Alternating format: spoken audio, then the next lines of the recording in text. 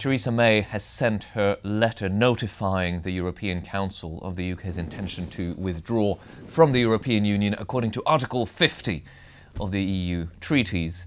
And that means we've started a process of 2 years, Martin, from the day she sent the letter and it was received by Donald Tusk, the European Council President. So everything now is about what sort of exit deal, transition to the future, and new settlement for a new relationship can actually be agreed in those 2 years. And I think we should start with the general question, what can we hope to see happen in those 2 years that are set aside for negotiation? There are three huge things that have to happen. We have to agree a divorce. Yes. If we don't, and obviously I'm assuming we want that because we're not going to have a warm relationship if that breaks down, that's obvious.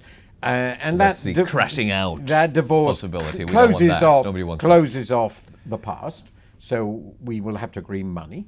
We'll have to agree on what happens to the status in many different ways of EU people in the UK and UK people in the EU, and that includes, of course, businesses as well. But it's mostly about people, and that's very complicated. And then there are a whole raft of institutions whose future we have to determine, some that are based here and some of which we're part and which matter to us, like Euratom. So that's one thing. Then we have to agree a framework, at least. Ideally, we would like to agree the whole thing of the future trading relationship, which is going to be tailor-made. It won't be staying in the single, in the European economic area, therefore in the single market and the customs union. It's going to be something specific to us. And we're going to have to agree a transition. So it's got to be finished by the end of 2018. There's a big question about when it will really start. Will it really start now, or will it only start after the German election is over? If we're optimistic, they can really make a lot of progress. So, but in which case they've got a year and a half to agree all this.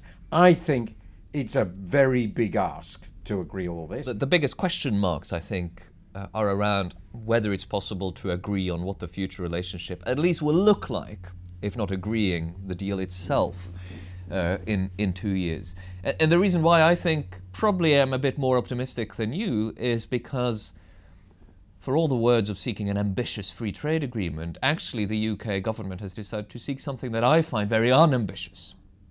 The UK government has decided to leave the single market, to leave the customs union.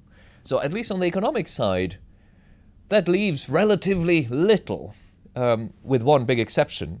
On the goods side, it basically means, well, let's try to agree to not reintroduce tariffs that have been taken down between European countries decades ago. So there's tariff-free trade in all goods now, let's try to keep that. Services are much harder. That will be, I think, the very difficult point because, of course, the UK has an important services export sector, finance and other things.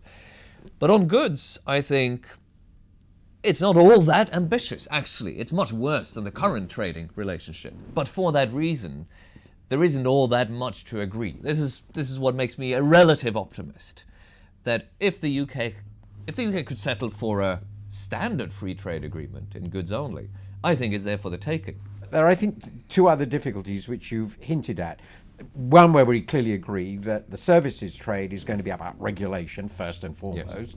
And what the British government wants there, and actually it wants the same thing in goods, that I'm going to add that, because there are regulatory questions in goods. There are ways, how do we certify that a UK good and the new system fits into the EU regulatory framework for the single market? We want that because we want it to be sold into the single market very, very easily. So British companies will need a process which is very simple, very efficient, to certify that they're meeting EU regulations, while we are going to insist we're not under the ECJ. That's going to be quite tricky, the European Court of Justice. So I think the regulatory questions and the government puts it under the label of enhanced equivalence. It's going to be quite difficult, not at the beginning, because at the beginning we've got exactly the same regulations, but presumably sovereignty means they're going to diverge in future. So how in future, and that's part of the long-term deal, are we going to establish equivalence not just for services, but also for goods? Do they meet EU standards? I think that's going to be quite tricky.